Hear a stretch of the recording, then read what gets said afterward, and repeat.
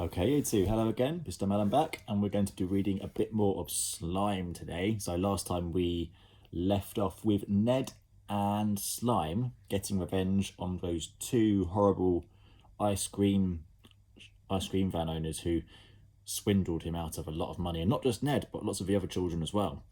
And he's come back with lots of ice cream to give to the children. So let's pick up the story where we left off. The kids from Twaddle School for Noble Offspring were still boo-hoo-hooing beside the ruin when Ned returned in his airship, which was made of slime. "Kids," called out Ned, "I told you I'd be back, and I've brought ice cream." They all cheered as Slime and Ned descended. Slime set the ice cream dispenser down on a boring block of stone that the grown-ups claimed was once part of Mulch's medieval fort. The posh children all rushed over to the big metal box of Mr. Whippy. "Ice cream!" they cried. "Woo!" And Slime was now back to its blobulous self, sitting next to Ned on a mossy stone. The friends shared a smile at another job well done. In an instant, the cheers of the children turned to silence. "Excuse me, but where are the cones?" asked one. "Oh, sorry, we didn't think to bring any cones," replied Ned, rather taken aback. "And I'm partial to a chocolate flake," remarked another. "Well, we didn't really have time to—" "And hundreds and thousands?" inquired a third. "Ungrateful little—" began Slime. "Shh!" shushed Ned, and the children all started to cry again. "Now we're not gonna have any ice cream," moaned one. "This trip has gone from bad to worse," whined another. "Take me back to double maths," whimpered a third. Slime rolled its eyes. "Oh, I've got a good mind to take that ice cream dispenser and shove it—" "Shh!" shushed Ned. "Look, kids, all you have to do is flick the nozzle and it's an ice cream party." And Ned did just that. He flicked the nozzle on the ice cream machine, click, and the soft white ice cream splurged out. Splurge, it splurged all over Ned. Splurge, it splurged all over Slime. Splurge, it splurged all over the children. Splurge, and the ice cream splurged all over Mulch's medieval fort. And in no time, everyone was covered in the stuff. They looked like snowmen. "Ice cream party!" cried one, licking the ice cream off her nose. "This is the best day ever!" cried another, scooping handfuls of ice cream off the top of her head and shoving them in her mouth. "Oh, I still would have liked a flake," muttered a third. "I'm dairy intolerant," remarked a fourth. "Is there a vegan option?" "Well, you can't please everyone," muttered Ned to Slime. "It certainly seems that way," it replied. "Where next, my friend? The day is coming to an end." Ned instantly knew where to go. Everything today has been leading up to this. This is the last one, and it's going to be dangerous. "Oh, goody goody, I love danger," Slime replied. "Are you allergic to cats?" asked Ned. It was an important question because Aunt Greta had 101 of them. "Well, not that I know of," said Slime. "Then let's go," exclaimed the boy. "Do you have a preferred mode of transport?" "Surprise me." So Slime smiled and transformed into a flying saucer. "A flying saucer!" exclaimed Ned as he watched the thing spin and spin. "I suppose I was thinking of cats, and cats drink out of saucers." "Oh, you are clever." "I know," agreed Slime. "Let's go." So Slime plucked the boy from the fort and placed him on top of a flying saucer. "Which way, Ned?" it asked. The boy was spinning round on top of the saucer and beginning to feel more than a little dizzy. However, he could see his aunt's colossal castle sitting proudly on the tallest hill of the island. "That way," he said, pointing in every direction. "You mean the castle?" asked Slime. "Yeah." "So who lives there?" "The person who owns this wretched island, the one who loathes children more than anyone, my Aunt Greta." "Oh, she sounds delightful," joked Slime. "Delightful isn't the first word that springs to mind." "So I take it you're not close?" "Close? I haven't seen Aunt Greta in a long, long time." "Well then, we need to pop by." And the slime flying saucer spun faster and faster and faster and faster and faster and faster through the sky, with poor Ned clinging on for dear life. There are cat ladies, and there are cat ladies, And Aunt Greta Greed was a cat lady. She had over 100 of them. Aunt Greta and her 101 cats, well, I told you she had over 100, lived at a remote castle. It stood high on a hill overlooking the entire Isle of Mulch, which she owned. Because of her obsession with cats, Aunt Greta had named her home Kitty Litter Castle. The grand old lady wore long flowing dresses dotted with images of cats. Whenever she walked, she clanked because she was drowning in jewellery. All Aunt Greta's jewellery was, of course, cat-themed. Cat brooches, cat earrings, cat bracelets, cat rings, cat watches, cat pendants. She even had a cat tiara, a crazy cat crown. And on her walls, the lady had the most extraordinary collection of artwork, as long as you liked cats. The cats were often rendered in recreations of famous paintings. There was the Mona Moggy, the Cat Scream, there was the Son of Cat, the Moggy's Mother, the Cat's Kiss, the Laughing Catalea, Cat Leading the Cats, the Cat's Lunch on the Grass. But there weren't just paintings of cats. Oh no, there were also statues of cats. Statues of cats everywhere, in bronze, silver, and gold. There was a statue of a cat playing with a ball of wool. There was another of one curled up asleep. She even had a statue of a cat licking its own bottom. As Aunt Greta had 101 cats, she couldn't possibly remember that many names, so she decided to name every single one of them Tiddles. Tiddles, it's dinner time, she would call, and her 101 cats would charge towards her, sweeping her off her feet.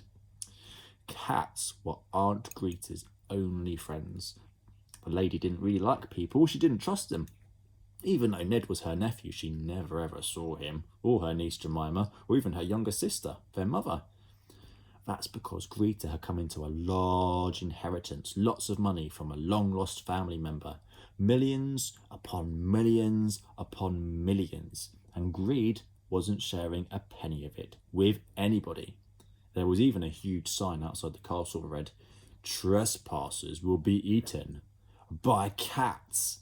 If this wasn't enough to put you off trying to get in, then the lack of a drawbridge over the moat might. Years ago, Aunt Greta Greed burned it and it sank into the water below. With no drawbridge to the castle, nobody could come near. Greed could be left all alone with her riches and, of course, her cats.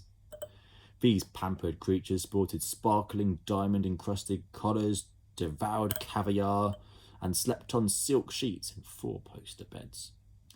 In the event of her death, Aunt Greta was planning to leave Kitty Litter Castle and all its contents to, yes, you guessed it, to her cats. There were times when those close to Aunt Greta begged for her to help them, for a morsel of food, for somewhere to sleep for the night, for a penny to help anybody, even those in desperate need. Even Ned, when he needed some new tyres for his wheelchair, had been spurned by his wicked aunt, as for all the children of the island. One day, a group of children plucked up the courage to ask, "Please, may we play a game of football on one of the fields you own?" And without a word to them, Aunt Greta set her 101 cats on the children. "Tiddles, attack!" And needless to say, the children never asked again. But they never forgot her cruelty, and neither did Ned. The slime flying saucer spun through the sky. It spun so fast that poor Ned couldn't hold on any longer. One by one, Ned could feel his fingers lose their grip as the flying saucer flew over Kitty Litter Castle. The boy felt himself flying through the air. He screamed. Slime chased after him, but Ned was spinning so fast it couldn't catch him. He tumbled through the air into the castle's moat with a huge splosh, and the boy sank deep, deep, deep under the water. He couldn't swim unless Slime did something, and fast. Ned would be no more. Slime dived down into the moat and came back up as some kind of sea monster with a soaked Ned riding on his back. Needless to say, as it was wet, the monster was slippery too, and Ned couldn't hold on. He cried as he slid down the monster's back, and just as he was about to fall off completely, the monster swished its tail and sent the boy flying through the air. Ned flew straight over the wall of the castle, and below him, Ned could see the castle courtyard getting nearer and nearer, and it was a swarming sea of cats. Cats of every size and colour. Black cats, white cats, ginger cats, grey cats, red cats, blue cats, even one of those weird baldy cats. Any moment now, the boy was going to land right on top of them. "Help!" he screamed. "Cats! Hiss, hiss, hiss!" As Ned tumbled through the air, he shut his eyes tight. The boy was about to be eaten alive by 101 cats. However, what Ned didn't see was that slime was arching up from the moat to form a bouncy castle beneath him. A bouncy castle made of slime. A slouncy castle. And this slouncy castle landed right on top of the cats. Meow. And Ned landed in the dead centre of the slouncy castle. Boom! Only to find himself flying back up into the air, back over the wall, heading straight for the moat again. Once Ned had been plucked from the murky depths, slime turned himself into a ladder. A sladder. A sladder seemed like the perfect way to get over the castle wall. That was until the boy actually attempted to haul himself up with his arms. It was so wet and slippery, he slid straight back down into the moat. Splosh! Eventually, after much discussion between Ned and his slimy friend, a solution was found. It was so simple, it was brilliant. The boy would be shot out of a slime cannon, or slannon, and land on top of Kitty Litter Castle. So on the count of 3. 1, 2, 3. And slime blasted Ned up into the air, a huge bang, and over the wall of the castle, over the courtyard of cats, over the other wall of the castle, crash landing in the moat on the far side. Slime translimed back into the sea monster and plunged down into the depths of the moat to save his friend again. Once back on dry land, the boy wailed, "Oh, this is impossible." "Nothing is impossible," replied Slime. "Well, getting into Aunt Greta's castle is." "Well, yes, apart from that, obviously." Obviously. The pair thought for a moment. "There must be some other way over the wall and past those cats," said Ned. "What do cats hate?" asked Slime. "Dogs." "Then a dog I shall be." In an instant, Slime transformed into a dog. The dog, which was 100 times the size of a normal dog, dried itself off by doing that weird shaking thing that dogs do. Next, the dog placed Ned on its back, and miraculously the boy didn't slip off. It then paced away from the castle before bounding towards it and taking a gigantic jump. They leaped over the wall, and success! They landed in the castle courtyard right on top of the sea of cats, with cats circling them. The pair were scared. What shall we do?" asked Slime. "Well, you're a dog," reminded Ned. "Growl at them." "I'll try," replied Slime. Aunt Greta's cats were not easily scared. In fact, they actually laughed at the pitiful display. "Oh no," said Ned. "Oh yes," said Slime, and the cats began circling the intruders before going on the attack, baring their fangs. Some of the bolder cats began scratching at this dog with their claws. Ned and Slime cowered in a corner. They cowered so far in a corner that in no time the pair were nothing more than a gooey mess. "Oh no," exclaimed Slime. "Oh yes," exclaimed Ned.